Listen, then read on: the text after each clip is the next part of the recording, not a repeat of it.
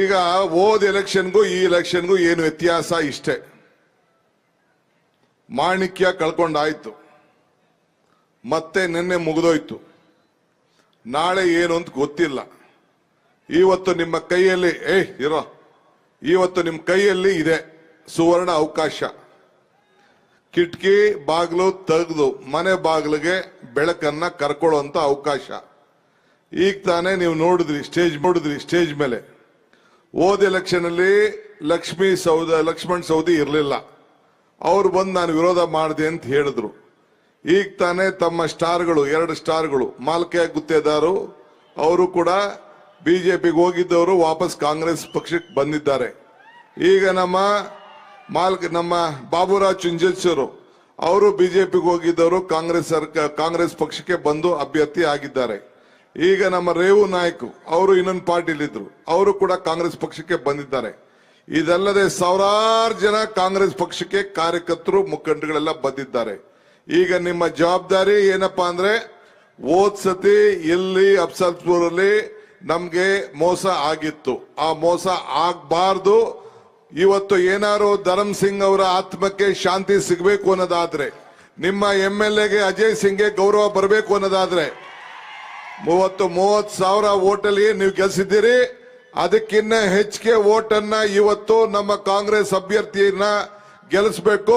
ಮಲ್ಲಿಕಾರ್ಜುನ್ ಖರ್ಗೆ ಅವ್ರಿಗೆ ಗೌರವನ ತರಬೇಕು ಅನ್ನೋದು ತಾವೆಲ್ಲ ಶಬ್ದ ಮಾಡಬೇಕು ಅಂತ ಈ ಸಂದರ್ಭದಲ್ಲಿ ಹೇಳಲಿಕ್ಕೆ ಬಯಸ್ತಾ ಇದ್ದೀನಿ. ಮಾಡ್ತೀರಾ ಇಲ್ಲ ಫಸ್ಟ್ ಹೇಳಿ. ಮಾಡದಾರೆ ಕೈ ಎತ್ತಿ, ಇಲ್ಲ ಅಂದ್ರೆ ಕೈ ಕೆಳಗಿಳಿಸಿ. ಏನೋ ಸ್ವಲ್ಪ ಕಾಣ್ತಾ ಇದೆ ಬಂಧುಗಳೇ. ಬಹಳ ಸಂತೋಷ. ತಮ್ಮ ಅಭಿಮಾನಕ್ಕೆ ತಾವೆಲ್ಲ ಉರುಪಾಗಿದ್ದೀರಿ. ನಿಮ್ಮ MLA ಕೂಡ ಬಹಳ ಬುದ್ಧಿವಂತಿದ್ದಾರೆ ನೋಡಿ. ಎಲ್ಲ ಕಡೆ ಎಲ್ಲ ಬಿಸಿಲಲ್ಲಿ ಭಾಷಣ ಮಾಡಿಸ್ಬಿಟ್ರು. ಎಲ್ಲ ದಡ ಓಡ್ ಬಂದು ಎಲ್ಲ ಮುಗಿಸ್ಕೊಂಡು ಇಲ್ಲಿ ತಂಪಾಗಿ ಕುಂಡಿಸಿ, ನಿಮ್ನು ತಂಪಾಗಿಟ್ಟವ್ರೆ, ನಮ್ನು ತಪ್ಪಾಗಿ ಕುಡಿಸವ್ರೆ. ಈ ಸಂದರ್ಭದಲ್ಲಿ ನಾನು ನಮ್ಮ ಅಜಯ್ ಸಿಂಗ್ ಅವರಿಗೆ ಅಭಿನಂದಿಸ್ತೇನೆ. ನಾನು ಕಾಂಗ್ರೆಸ್ ಪಕ್ಷದ ಅಧ್ಯಕ್ಷನಾಗಿ ನನ್ನ ರಾಜ್ಯಕ್ಕೆ ಮಾಡಿದಾಗ, ಸೋನಿಯಾ ಗಾಂಧಿ ಅವರೆಲ್ಲ ಮಾಡಿದಾಗ ಕೊರೋನಾ ಬಂತು. ಕೊರೋನಾ ಬಂದಂತ ಸಂದರ್ಭದಲ್ಲಿ ಬಹಳ ಕಷ್ಟ, ಯಾರು ಮನೆಯಿಂದ ಈಚೆ ಬರ್ತಿರ್ಲಿಲ್ಲ. ನಾವು ಕಾಂಗ್ರೆಸ್ ಸಹಾಯ ಹಸ್ತ ಅಂತೇಳಿ ಕಾರ್ಯಕ್ರಮ ಮಾಡಿ ನಮ್ಮವ್ರಿಗೆಲ್ಲ ಮನೆಗೆ ಕಳಿಸಿ ಅವ್ರಿಗೆಲ್ಲ ತಿಳುವಳಿಕೆ ಹೇಳಿ ಏನೋ ಒಂದು ಶಕ್ತಿಯನ್ನ ತುಂಬುವಂತ ಕೆಲಸ ಕಾಂಗ್ರೆಸ್ ಸರ್ಕಾರ ಮಾಡ್ತು. ಆಗ ನಮ್ಮ ಅಜಯ್ ಸಿಂಗ್ ಅವರು ಇಡೀ ರಾಜ್ಯದ ಕಾಂಗ್ರೆಸ್ ಪಕ್ಷದ ಸಹಾಯ ಹಸ್ತ ಕಾರ್ಯಕರ್ತರಿಗೆ ಎಲ್ಲರೂ ಕೂಡ ಇನ್ಸೂರೆನ್ಸ್ ಹಣವನ್ನ ಕಟ್ಟಿದಂತವ್ರು ನಮ್ಮ ಡಾಕ್ಟರ್ ಅಜಯ್ ಸಿಂಗ್, ನಿಮ್ಮ MLA ಅವರು ಅಂತ ಹೇಳಲಿಕ್ಕೆ ನನಗೆ ಬಹಳ ಸಂತೋಷ ಆಗ್ತದೆ. ಯಾಕೆಂದ್ರೆ ಅಧಿಕಾರ ಇದ್ದಾಗ ಮಾಡೋದು ಮುಖ್ಯ ಅಲ್ಲ, ಅಧಿಕಾರ ಇಲ್ಲದೆ ಹೋದಾಗ ಪಕ್ಷದ ಪರವಾಗಿ, ನಮ್ಮ ಜನರ ಪರವಾಗಿ ಜನರ ಋಣವನ್ನ ತೀರಿಸುವಂತ ಕೆಲಸ ಏನು ಇವತ್ತು ನಮ್ಮ ಧರಮ್ ಸಿಂಗ್ ಅವರ ಹಾದಿಯಲ್ಲಿ ಇವತ್ತು ಅಜಯ್ ಸಿಂಗ್ ಅವರು ನಡ್ಕೊಂಡು ಬಂದಿದ್ದಾರೆ. ಅದು ಬಹಳ ಚೆನ್ನಾಗಿ ಉತ್ತಮ ಕೆಲಸ ಕೂಡ ಮಾಡ್ತಾ ಇದ್ದಾರೆ. ಈಗ ಅನೇಕ ಕಾರ್ಯಕ್ರಮದ ಬಗ್ಗೆ ನಿಮ್ಮ ಕ್ಷೇತ್ರದ ಬಗ್ಗೆ ಕೊಟ್ಟಿದ್ದಾರೆ. ನೀರಾವರಿ ಯೋಜನೆ ಬಗ್ಗೆ ಕೊಟ್ಟಿದ್ದಾರೆ, ನನಗೂ ಕೊಟ್ಟಿದ್ದಾರೆ. ಈಗಾಗಲೇ ಟೆಂಡರ್ ಕರೆಯುವಂತ ಸ್ಟೇಜ್ ಅಲ್ಲಿ ಇದೆ. ಇದು ಯಾವ್ದಾದ್ರು ಮಲ್ಲಾಬಾದ್ ಹೇತ ನೀರಾವರಿ ಯೋಜನೆ ಬಗ್ಗೆ 300 ಚಿಲ್ಲರೆ ಕೋಟಿ ರೂಪಾಯಿ ಈಗಾಗಲೇ ನಾವು ನಮ್ಮ ಇಲಾಖೆಯಲ್ಲಿ ಎಲ್ಲ ಏನೇನ್ ಬೇಕೋ ವ್ಯವಸ್ಥೆ ಮಾಡಿದ್ದೇವೆ. ಹತ್ರ ಬರ್ತಾ ಇದೆ. ನಿಮ್ದೇನಪ್ಪಾ ಅಂದ್ರೆ ಅವ್ರಿಗೆ ಶಕ್ತಿ ತುಂಬೋದು, ನಮ್ಮ ಕೆಲಸ ನಿಮ್ಗೆ ಶಕ್ತಿ ತುಂಬುವಂಥದ್ದು. ಆ ಕೆಲಸವನ್ನ ಈ ಸಂದರ್ಭದಲ್ಲಿ ಮಾಡ್ತೇವೆ. ಈಗ ಖರ್ಗೆ ಸಾಹೇಬ್ರನ್ನ ನೀವೆಲ್ಲ ಕೈ ಹಿಡಿಲಿಲ್ಲ. ನಾನು ಒಂದು ಮಾತು ಹೇಳ್ತೀನಿ ಕೇಳಿ. ನಾನು ಆಗಾಗ ಹೇಳ್ತಾ ಇದ್ದೀನಿ, ಒಂದು ಮಾತು ಹೇಳ್ತಾ ಇದ್ದೀನಿ. ಮನುಷ್ಯನ ಹುಟ್ಟು ಆಕಸ್ಮಿಕವಾದ್ದು, ಸಾವು ಅನಿವಾರ್ಯ, ಜನನ ಉಚಿತ, ಮರಣ ಖಚಿತ. ಈ ಹುಟ್ಟು ಸಾವಿನ ಮಧ್ಯದಲ್ಲಿ ನಾವೇನ್ ಮಾಡ್ದೋ ಅನ್ನೋದು ಬಹಳ ಮುಖ್ಯ. ನಮ್ಮ ಲಕ್ಷ್ಮಣ್ ಸವದಿ ಅವರು ಬಹಳ ಚೆನ್ನಾಗಿ ಹೇಳಿದ್ರು. ಇವತ್ತೇನು ನಮ್ಮ ಭಾರತದ ಸಂವಿಧಾನವನ್ನ ನಿಮ್ಮ ಬದುಕಿಗೋಸ್ಕರ ಈ ನಮ್ಮ ಕಲ್ಯಾಣ ಕರ್ನಾಟಕಕ್ಕೆ ಒಂದು ದೊಡ್ಡ ಶಕ್ತಿ ಕೊಟ್ಟು, ಒಂದು ಭಾಗ್ಯ ಕೊಟ್ಟು, ಇವತ್ತು ನಿಮ್ಮ ಜೀವನ, ನಿಮ್ಮ ಮಕ್ಕಳು, ನಿಮ್ಮ ಭವಿಷ್ಯಕ್ಕೆಲ್ಲ ಕೂಡ ಒಂದು ದೊಡ್ಡ ಅಡಿಪಾಯವನ್ನ ಯಾರು ಇಡೀ ದೇಶದ ಉದ್ದಗಲೂ ಕೂಡ ಕಾಶ್ಮೀರಿಂದ ಕನ್ಯಾಕುಮಾರಿವರೆಗೂ ಯಾವ್ದಾರು ಒಬ್ಬ ನಾಯಕ ಹಾಕೊಟ್ಟಿದ್ದಾರೆ ಅಂತಂದ್ರೆ ಆವತ್ತಿನ ಕಾಲದಲ್ಲಿ ಮಲ್ಲಿಕಾರ್ಜುನ್ ಖರ್ಗೆ ಅವರು ಧರಮ್ ಸಿಂಗ್ ಅವರ ಜೊತೆಯಲ್ಲಿ ಸೇರಿ ನಿಮ್ಗೆ ಒಂದು ದೊಡ್ಡ ಶಕ್ತಿಯನ್ನು ಕೊಟ್ಟಿದ್ದಾರೆ. ಆ ಶಕ್ತಿಗೆ ಇವತ್ತು ನೀವು ಋಣವನ್ನ ತೀರಿಸುವಂತ ಒಂದು ದೊಡ್ಡ ಅವಕಾಶ ನಿಮ್ಮ ಕೈಯಲ್ಲಿದೆ. ಅದನ್ನ ಕಳ್ಕೊಳ್ಳಬಾರದು ಅಂತ ಹೇಳಲಿಕ್ಕೆ ಈ ಸಂದರ್ಭದಲ್ಲಿ ನಾನು ನಿಮ್ಮ ಮುಂದೆ ನಿಂತಿದ್ದೇನೆ. ಇವತ್ತು ತಾವೆಲ್ಲ ನೋಡಿದ್ದೀರಿ ಗುಲ್ಬರ್ಗದಲ್ಲಿ ESI ಹಾಸ್ಪಿಟ್ಲು, ಏರ್ಪೋರ್ಟ್ ಬಿಡಿ, ಏರ್ಪೋರ್ಟ್ ಏನೋ ದೊಡ್ಡವರು ಓಡಾಡ್ತಾರೆ. ಆದ್ರೆ ESI ಹಾಸ್ಪಿಟ್ಲು ಅದು ಎಂತ ಏನು ಸುಮಾರು 2,000 ಕೋಟಿ ರೂಪಾಯಿ ವೆಚ್ಚದ ಹಾಸ್ಪಿಟ್ಲು, ಕೂಲಿ ಕಾರ್ಮಿಕರ ಮಕ್ಕಳಿಗೆ, ಇವತ್ತೆಲ್ಲ ಬಡವರಿಗೆ ಮೆಡಿಕಲ್ ಕಾಲೇಜು, ಎಲ್ಲ ವ್ಯವಸ್ಥೆ. ಈ ಇತಿಹಾಸ ಇರೋವರೆಗೂ ಸುಮಾರು ಒಂದು 500 ವರ್ಷ ಆ ಬಿಲ್ಡಿಂಗ್ ಯಾರು ಏನು ಮಾಡ್ಲಿಕ್ಕೆ ಸಾಧ್ಯ ಇಲ್ಲ. ಒಂದು 20 ತಲೆಮಾರು ಆ ಬಿಲ್ಡಿಂಗು ತಮ್ಮ ಭವಿಷ್ಯ, ತಮ್ಮ ಜನರ ಭವಿಷ್ಯ. ನಾನು ನೋಡಿದ್ದೀನಿ, ಒಳಗಡೆ ಒಂದು ದೊಡ್ಡ ಹಾಲ್ ಇದೆ. ನಮ್ಮ KB ಎಂಪ್ಲಾಯೀಸ್ ಎಲ್ಲ ಕರೆಸಿ ಒಂದು ಸಮಾವೇಶ ಮಾಡಿದೆ. ಇಡೀ ರಾಜ್ಯದಲ್ಲಿ ಎಲ್ಲೂ ಇಲ್ಲ ಅಂತ ಒಂದು ಕಾನ್ಫರೆನ್ಸ್ ಹಾಲು, ಅಂತ ಒಂದು ದೊಡ್ಡ ಕಟ್ಟಡವನ್ನ ಸೋನಿಯಾ ಗಾಂಧಿ ಅವರು ಬಂದು ಅವ್ರದೇ ಕಾಲದಲ್ಲಿ ಉದ್ಘಾಟನೆ ಮಾಡಿದನ್ನ ಭೂಮಿ ಪೂಜೆ ಮಾಡಿ ಅವ್ರದೇ ಕಾಲದಲ್ಲಿ ಉದ್ಘಾಟನೆ ಕೂಡ ಮಾಡಿದ್ರು. ಇಂಥದ್ದು ಇಡೀ ರಾಜ್ಯಕ್ಕೆ ಅವರ ಕಾಲದಲ್ಲಿ ಕಾರ್ಮಿಕ ಇಲಾಖೆಗೆ ಅವರ ಜವಾಬ್ದಾರಿ ಸಿಕ್ಕಿದಾಗ, ಅವರ ಕಾಲದಲ್ಲಿ ರೈಲ್ವೆ ಇಲಾಖೆ ಜವಾಬ್ದಾರಿ ಸಿಕ್ಕಿದಾಗ ಅನೇಕ ಇಂಥ 100 ಯೋಜನೆಗಳನ್ನು ಮಾಡಿ ಈ ದೇಶಕ್ಕೆ ಒಂದು ಕೊಡುಗೆಯನ್ನು ಕೊಟ್ಟಿದ್ದಾರೆ. ನಮ್ಮ ಕಾಂಗ್ರೆಸ್ ಪಕ್ಷ ಕಷ್ಟ ಕಾಲದಲ್ಲಿ ಇದ್ದಂತ ಸಂದರ್ಭದಲ್ಲಿ ಹಿಂದೆ ವಿರೋಧ ಪಕ್ಷದ ನಾಯಕರಾಗಿ, ಇವತ್ತು ಕೂಡ ವಿರೋಧ ಪಕ್ಷದ ನಾಯಕರಾಗಿ ಅವರು ಮಾಡಿದಂತ ಸೇವೆ ಬಹುಶಃ ರಾಜ್ಯದ ಇತಿಹಾಸಕ್ಕೆ ಒಂದು ದೊಡ್ಡ ಶಕ್ತಿಯನ್ನ ಇವತ್ತು ಕೊಟ್ಟಿದ್ದಾರೆ. ಅದಕ್ಕೆ ಇವತ್ತು ನಾವೆಲ್ಲ ಬಂದಿರೋದು ಅವರ ಕೈಯನ್ನ ನೀವು ಬಲಪಡಿಸಬೇಕು ಅಂತ ಹೇಳಲಿಕ್ಕೆ ನಾವು ಇಲ್ಲಿಗೆ ಬಂದಿದ್ದೇವೆ. ಅವ್ರಿಗೆ ಶಕ್ತಿಯನ್ನ ಕೊಡಬೇಕು ಅಂತ ಹೇಳಲಿಕ್ಕೆ ಬಂದಿದ್ದೇವೆ. ನಿಮ್ಮ ಸ್ಫೂರ್ತಿ ನೋಡಿದ್ರೆ ನನಗೆ ಬಹಳ ಸಂತೋಷ ಆಗ್ತದೆ. ನಾವು ಇವತ್ತು, ನಾನು ಮಲ್ಲಿಕಾರ್ಜುನ್ ಖರ್ಗೆ ಸಾಹೇಬ್ರು AICC ಅಧ್ಯಕ್ಷ ಇದ್ದಾರೆ, ನಾನು ರಾಜ್ಯ ಅಧ್ಯಕ್ಷ ಇದ್ದೀನಿ. ನಾನು ಸಿದ್ದರಾಮಯ್ಯನವರು ನಿಮ್ಗೆ 5 ಗ್ಯಾರಂಟಿ ಬಗ್ಗೆ ನಾವು ಮಾತು ಕೊಟ್ಟಿದ್ದು, ಇವತ್ತು ನುಡಿದಂತೆ ನಡೆದಿದ್ದೇವೆ.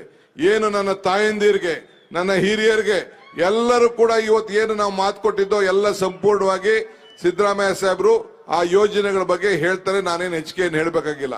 ಎಲ್ಲರಿಗೂ ಕೂಡ ಯೋಜನೆ ತಲುಪಿದೆ ತಾನೇ, ಕೊಟ್ಟು ಮಾತು ಉಳಿಸ್ಕೊಂಡು ತಾನೇ, ಅಷ್ಟೇ ಸಾಕು. ಬಿಜೆಪಿಯವ್ರು ಏನಾದ್ರು ಉಳಿಸ್ಕೊಂಡ್ರ? ನಿಮ್ಮ ಅಕೌಂಟ್ ದುಡ್ಡು ಬಂತ? ನಿಮ್ಮ ಆದಾಯ ಏನಾದ್ರು ಡಬಲ್ ಆಯ್ತಾ? ಸಾಲ ಮನ್ನಾ ಏನಾರು ಆಯ್ತಾ? ಅದಕ್ಕೆ ನೀವು ಕೇಳಬೇಕು ಬಿಜೆಪಿಯವ್ರಿಗೆ. ಆಮೇಲೆ ಹಿಂದೆ ಎಲ್ಲ ಹೆಣ್ಮಕ್ಳು ತಾಯಿಂದಿರು ಬಿಜೆಪಿಗೆ ಯಾರು ವೋಟ್ ಹಾಕಿದ್ರು, ಅವ್ರ ಮನೆಯವರೆಲ್ಲ ದುಡ್ಡು ಇಸ್ಕೊತಾ ಇದ್ದಾರೆ ತಾನೇ, 2,000 ರೂಪಾಯಿ 10 kg ಅಕ್ಕಿ ಅವ್ರಿಗೂ ಬರ್ತಾ ಇದೆ ತಾನೇ, ಬಸ್ಸಲ್ಲಿ ಫ್ರೀಯಾಗಿ ಓಡಾಡ್ತಾ ಇದ್ದಾರೆ ತಾನೇ. ಅದೆಲ್ಲ ನೀವು ಕೇಳಬೇಕು. ಇಂಥದ್ದು ಕಾಂಗ್ರೆಸ್ ಸರ್ಕಾರ ಮಾಡಿದೆ. ಉಪಕಾರ ಸ್ಮರಣೆ ಇರಬೇಕು. ಉಪಕಾರ ಸ್ಮರಣೆ ಇಲ್ಲ ಅಂದ್ರೆ ಯಾರು ಏನು ಮಾಡ್ಲಿಕ್ಕೆ ಸಾಧ್ಯ ಇಲ್ಲ. ಆದ್ರಿಂದ ಇವತ್ತು ಧರ್ಮ್ ಸಿಂಗ್ ಅವರು ಕೂಡ ಅಜಾತ ಶತ್ರುವಾಗಿ ಈ ಕ್ಷೇತ್ರದಲ್ಲಿ ನೀವು 8-9 ಬಾರಿ ಅವ್ರನ್ನ ಗೆಲ್ಸಿದಿರಿ, ಕಳಿಸಿದಿರಿ, ಸೇವೆ ಮಾಡಿದಿರಿ. ಈ ರಾಜ್ಯದ ಜನತೆಗೆ ಮುಖ್ಯಮಂತ್ರಿಯನ್ನು ಕೂಡ ತಾವು ಮಾಡಿದಿರಿ. ಒಂದು ದೊಡ್ಡ ಶಕ್ತಿಯನ್ನ ಈ ರಾಜ್ಯಕ್ಕೆ ನಿಮ್ಮ ಕ್ಷೇತ್ರದಿಂದ ತುಂಬಿದಿರಿ. ಆದ್ರೆ ಮತ್ತೆ ಹೋದ್ ಸತಿ ಆದಂತ ಅನ್ಯಾಯ ಮತ್ತೆ ಆಗ್ಬಾರ್ದು. ಏನಾದ್ರು ಧರ್ಮ್ ಸಿಂಗ್ ಅವರ ಆತ್ಮಕ್ಕೆ ಶಾಂತಿ ಸಿಗಬೇಕು, ನಿಮ್ ಕ್ಷೇತ್ರದ ಎಲ್ಲ ವರ್ಗದ ಜನರನ್ನ ಕಾಪಾಡಿದ್ದಾರೆ ಅನ್ನೋದೇನಾದ್ರು ಗಮನದಲ್ಲಿ ಇದೆ ಅಂತಂದ್ರೆ ನಾನು ಯಾವಾಗ್ಲೂ ಒಂದು ಮಾತು ಹೇಳ್ತಾ ಇರ್ತೀನಿ, ಕಾಂಗ್ರೆಸ್ ಶಕ್ತಿ ಈ ದೇಶದ ಶಕ್ತಿ, ಕಾಂಗ್ರೆಸ್ ಇತಿಹಾಸ ಈ ದೇಶದ ಇತಿಹಾಸ. ಕಾಂಗ್ರೆಸ್ ಅಧಿಕಾರಕ್ಕೆ ಬಂದ್ರೆ ಎಲ್ಲ ವರ್ಗದ ಜನರ ಅಧಿಕಾರಕ್ಕೆ ಬಂದಂಗೆ ಅಂತೇಳಿ, ಹಂಗೆ ಇವತ್ತು ಎಲ್ಲ ವರ್ಗದ ಜನರು ಇವತ್ತು ಅಧಿಕಾರ ಬಂದಂಗೆ ಇವತ್ತು ಧರ್ಮ್ ಸಿಂಗ್ ಅವರು ಇಲ್ಲಿ ಕೆಲಸ ಮಾಡಿದ್ದಾರೆ. ಅವರ ಸುಪುತ್ರ ಇವತ್ತು ಅಜಯ್ ಸಿಂಗ್ ಮಾಡ್ತಾ ಇದ್ದಾರೆ. ಆ ಶಕ್ತಿ ಧಾರೆಯನ್ನ ನೀವು ನಮ್ಮ ಕಾಂಗ್ರೆಸ್ ಪಕ್ಷದ ಅಭ್ಯರ್ಥಿಗೆ ತಾವು ಮಾಡಬೇಕು. ಮತ್ತೊಂದು ಗ್ಯಾರಂಟಿಯನ್ನ ಇವತ್ತು ಮಲ್ಲಿಕಾರ್ಜುನ್ ಖರ್ಗೆ ಅವರು ಮತ್ತು ರಾಹುಲ್ ಗಾಂಧಿ ಅವರು ಸಿಗ್ನೇಚರ್ ಮಾಡಿದ್ದಾರೆ. 5 ಗ್ಯಾರಂಟಿಯನ್ನ ತಾವೆಲ್ಲ ಗಮನದಲ್ಲಿ ಇಟ್ಕೊಂಡಿದ್ದೀರಿ. ಏನ್ 5 ಗ್ಯಾರಂಟಿ? ನಾವು 24,000 ವರ್ಷಕ್ಕೆ ಹೆಣ್ಮಕ್ಳಿಗೆ ಗೃಹಲಕ್ಷ್ಮಿ ಯೋಜನೆಯಲ್ಲಿ ಕೊಡ್ತಾ ಇದ್ದೇವೆ. ಮಲ್ಲಿಕಾರ್ಜುನ್ ಖರ್ಗೆ ಸಾಹೇಬರು, ರಾಹುಲ್ ಗಾಂಧಿ ಅವರು ಏನ್ ಸೈನ್ ಹಾಕಿದ್ದಾರೆ, ವರ್ಷಕ್ಕೆ 1 ಲಕ್ಷ ರೂಪಾಯಿ ಕೊಡ್ತೀವಿ ಅಂತ ಹೇಳಿದ್ದಾರೆ. ಭಾಗ್ಯದ ಅದೆಸೇನ್ ಗೊತ್ತಾ? ಭಾಗ್ಯಲಕ್ಷ್ಮಿ, ಭಾಗ್ಯದ ಲಕ್ಷ್ಮಿ ಬಾರಮ್ಮ ನಮ್ಮಮ್ಮ, ಭಾಗ್ಯದ ಲಕ್ಷ್ಮಿ ಬಾರಮ್ಮ. ಕಳ್ಕೋಬಾರ್ದು ಚಾನ್ಸು. ಯುವಕರಿಗೂ ಕೂಡ 1 ಲಕ್ಷ ಇನ್ಸೂರೆನ್ಸ್, 25 ಲಕ್ಷ ರೂಪಾಯಿವರೆಗೂ ಇನ್ಸೂರೆನ್ಸ್. ನಾನ್ ನೋಡಿ ನಮ್ಮ ಧರ್ಮ್ ಸಿಂಗ್ ಮಗ ಅಜಯ್ ಸಿಂಗ್ ಸಣ್ಣ ದುಡ್ಡು ಕಟ್ಟೋದಕ್ಕೆ ಇವತ್ತು ನೆನ್ಸ್ಕೊಳ್ತಾ ಇದೀವಿ. ನೀವ್ ಯಾರು ಹಾಸ್ಪಿಟ್ಲ್ ಹೋಗ್ಬೇಕಾದ್ರೆ 25 ಲಕ್ಷ ರೂಪಾಯಿವರೆಗೂ ಫ್ರೀ. ಯಾವಾಗ? ಕಾಂಗ್ರೆಸ್ ಸರ್ಕಾರ ಅಧಿಕಾರಕ್ಕೆ ಬಂದಾಗ. ಒಂದ್ ಹೇಳ್ತೀನಿ ಕೇಳಿ, ಈ ದೇಶದಲ್ಲಿ ಮತ್ತೆ ಇಂಡಿಯಾ ಒಕ್ಕೂಟ ಬಂದೇ ಬರ್ತದೆ. ಕಾಂಗ್ರೆಸ್ ಪಕ್ಷ ಅಧಿಕಾರಕ್ಕೆ ಮಾಡ್ತಾರೆ, ನಿಮ್ಮ ಸೇವೆಯನ್ನ ಮಾಡ್ತೀವಿ. ಕರ್ನಾಟಕ ರಾಜ್ಯದಲ್ಲೂ ಕೂಡ ನಾನು ಹೇಳ್ತಾ ಇದ್ದೀನಿ, 20ಕ್ಕೂ ಹೆಚ್ಚು ಸೀಟು ಕಾಂಗ್ರೆಸ್ ಪಕ್ಷ ಬಂದೇ ಬರ್ತದೆ. ನಿಮ್ಮ ಸರ್ಕಾರ 5 ವರ್ಷದ ಸರ್ಕಾರ ಅಲ್ಲ, 10 ವರ್ಷದ ಸರ್ಕಾರ, ಕಾಂಗ್ರೆಸ್ ಸರ್ಕಾರ ಈ ರಾಜ್ಯದಲ್ಲಿ ಇರ್ತದೆ. ತಾವು ಇದನ್ನೆಲ್ಲ ಗಮನದಲ್ಲಿ ಇಟ್ಕೊಳ್ಬೇಕು ಅಂತ ಹೇಳಿ, ಇನ್ನ ಮಿಕ್ಕಿದ ವಿಚಾರಗಳನ್ನ ಖರ್ಗೆ ಸಾಹೇಬ್ರು ಮತ್ತು ಮುಖ್ಯಮಂತ್ರಿಗಳು ಮಾತಾಡ್ತಾರೆ. ತಾವೆಲ್ಲ ಒಕ್ಕೂಟದಿಂದ ಒಬ್ಬೊಬ್ರು 4 ಓಟ್ ಹಾಕ್ಸ್ಬೇಕು. ಇಲ್ಲಿ ಬಂದಿರೋ ಜನ ಶಾಂತಿಯಿಂದ ಕೂತಿದ್ದೀರಿ, ನೆಮ್ಮದಿಯಿಂದ ಕೂತಿದ್ದೀರಿ. ನೀವು 4 ಓಟ್ ಅನ್ನ ಹಾಕ್ಸಕ್ ಮಾತ್ರ 40,000 ಅಂತರದಿಂದ ಇಲ್ಲಿ ಕೊಟ್ಟಾಗ ಮತ್ತೆ ನಾನು ಮುಖ್ಯಮಂತ್ರಿಗಳು ಖರ್ಗೆ ಸಾಹೇಬರು ಬಂದು ಇದೇ ಪುಣ್ಯ ಭೂಮಿಲಿ ನಿಮ್ಗೆ ಅಭಿನಂದನೆ ಹೇಳಿ ನಿಮ್ ಪಾದಕ್ಕೆ ನಮಸ್ಕಾರ ಮಾಡಿ ಹೋಗ್ತೀವಿ. ಎಲ್ಲರಿಗೂ ನಮಸ್ಕಾರ. ನ್ಯೂಸ್ ಫಸ್ಟ್ ನಿರ್ಭೀತಿಯಿಂದ ನಿಮ್ಮ ಪರವಾಗಿ.